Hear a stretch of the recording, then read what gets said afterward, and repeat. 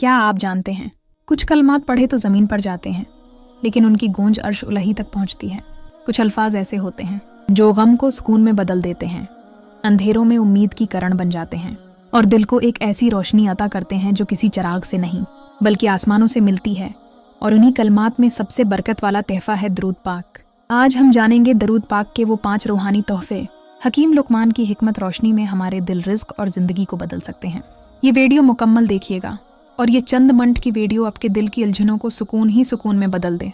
अस्सलाम वालेकुम व्यूअर्स, आप देख रहे हैं यूट्यूब चैनल नूर ऑफ हदीथ, जहां हम दिल से बात करते हैं और दिल की बात करते हैं, अल्लाह के करीब ले जाने वाली बात करते हैं। आज का मौज़ूआ बहुत अहम है क्योंकि हम बात करेंगे हकीम लुकमान की हिकमतों के हवाले से दरूद पाक के वो 5 रूहानी तोहफे जो आपकी ज़िंदगी बदल दें।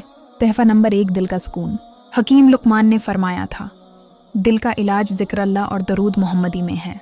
जब इंसान दरूद शरीफ पढ़ता है तो दिल के अंदर एक नूर पैदा होता है, एक रोशनी जो दिल के जंग को मिटा देती है, ऐसा सुकून जो उसे दवा से नहीं दुआ से मिलता है। तहफ़ा नंबर 2, रिज़्क में कशादगी।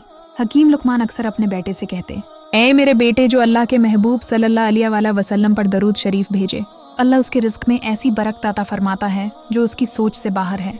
दरूद शरीफ की बरकत से तंगदस्ती खत्म होती है और रिज़्क ऐसे दरवाज़ों से आता है जो कभी खुले न थे। तहफ़ा नंबर 3, दुआओं की कबूलियत। रसूलुल्लाह सल्लल्लाहु अलैहि वसल्लम ने फरमाया, जो मुझ पर दरूद भेजता है अल्लाह के यहाँ उसकी दुआएं कबूल होती हैं। हकीम लुकमान अक्सर फरमाते थे, बेटा दुआओं की कबूलियत के दरवाजे पर दस्तक दो और पहले दरूद पाक का तोहफ़ा साथ ले जाऊं, क्योंकि दुआओं की कबूलियत की पहली शर्त दरूद पाक है। तहफ़ा नंबर 4, गुनाहों की माफ़ी।